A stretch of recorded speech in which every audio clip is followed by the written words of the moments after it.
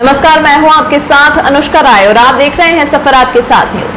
आज की जो प्रेस कॉन्फ्रेंस है उसमें स्कूलों में जो खबरों का मामला है, कंस्ट्रक्शन जिसमें भ्रष्टाचार हुआ, उसको लेकर के मनीष सिसोदिया जी ने मेरे खिलाफ एक डिफेमेशन केस डाला और उसके वो डिफेमेशन केस डालने का जो मकसद था वो ये था कि मैंने उनसे 24 सवाल पूछे थे। एक ट्वीट किया था 1 जुलाई 2019 और उसमें ये 24 क्वेश्चन पूछे थे।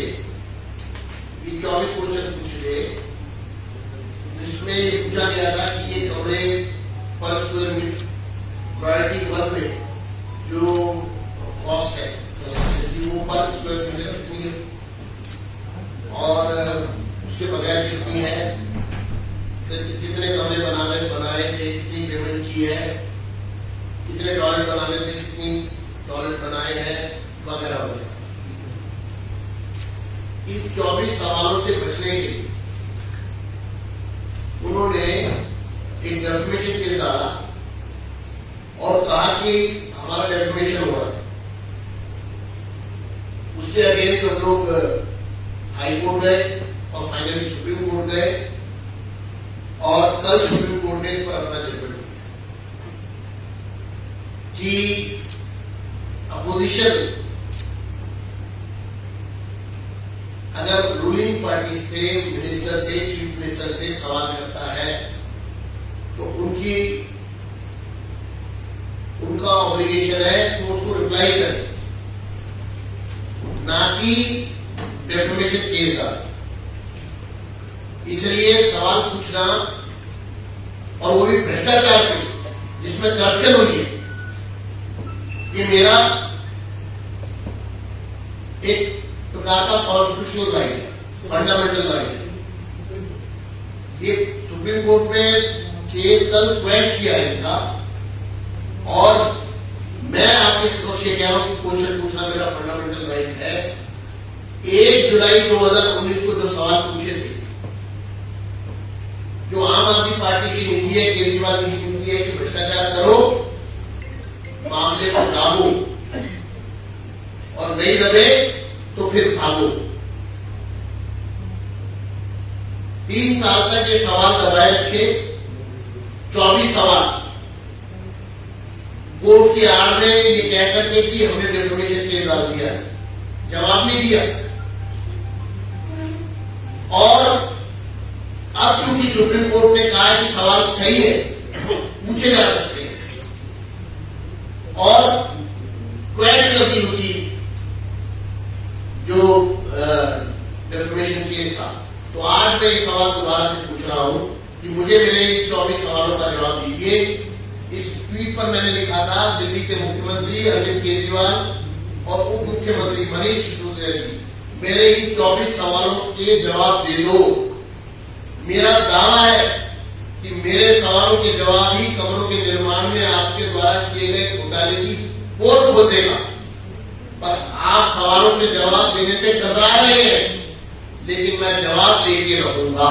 और आज मैं कह रहा हूं 3 साल बाद कि मैं सवालों के जवाब लेकर रहूंगा, क्योंकि ये सवाल के जवाब ही आपके भ्रष्टाचार और आपको जेल की सलाखों के पीछे पहुंचाने के लिए काफी है। आपकी जानकारी के लिए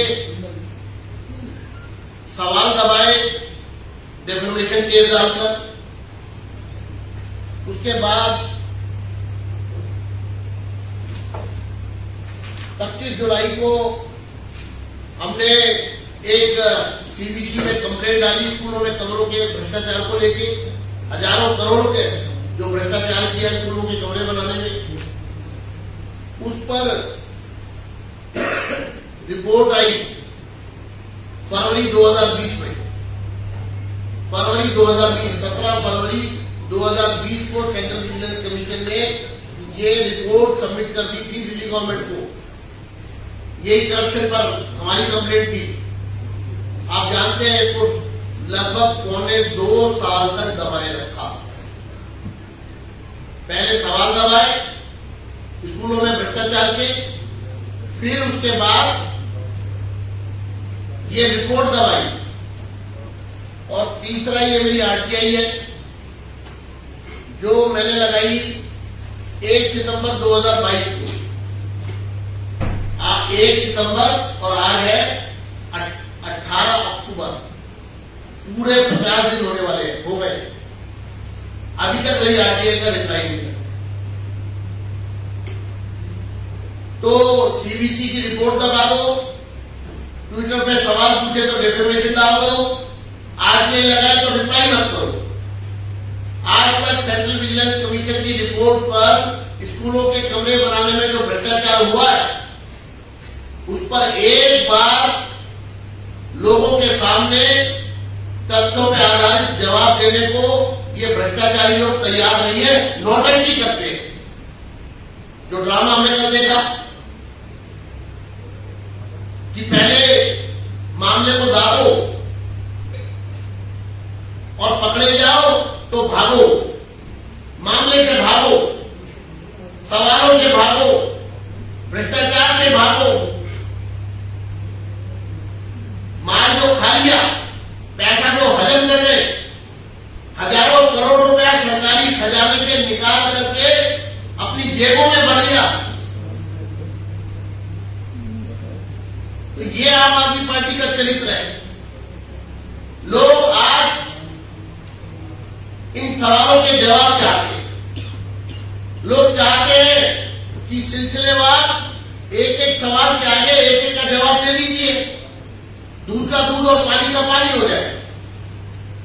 अगर लोकतंत्र में सरकार सवालों के जवाब से भाग रही है, आरटीआई में भाग रही है, सीबीसी की रिपोर्ट दबा रही है, ट्विटर पे पूछे हुए सवाल दबा रही है, और सुप्रीम कोर्ट तक हमको जाना पड़ रहा है।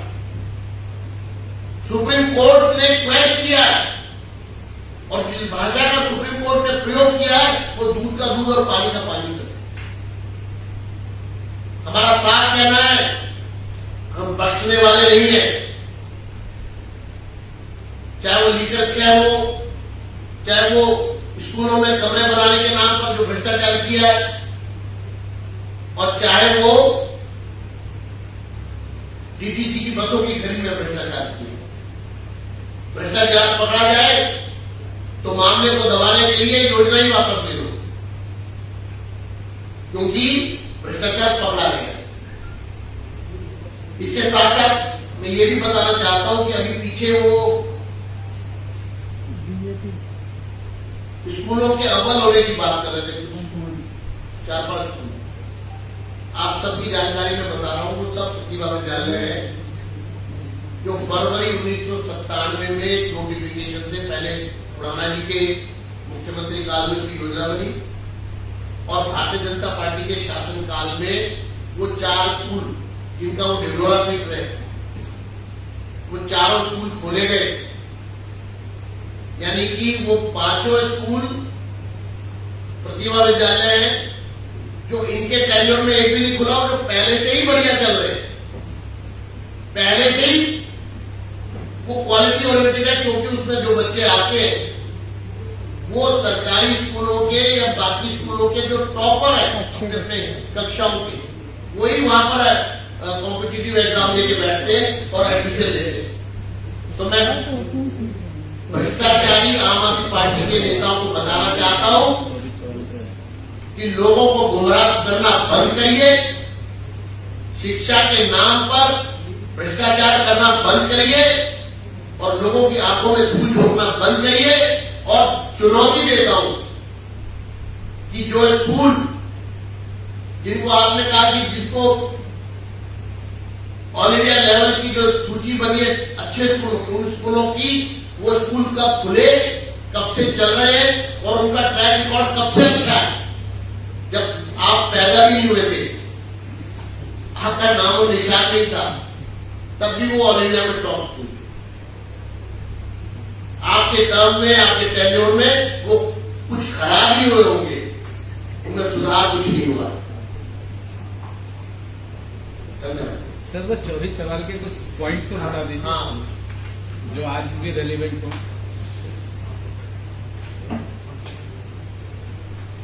जैसे हमने पूछा कि आपने जो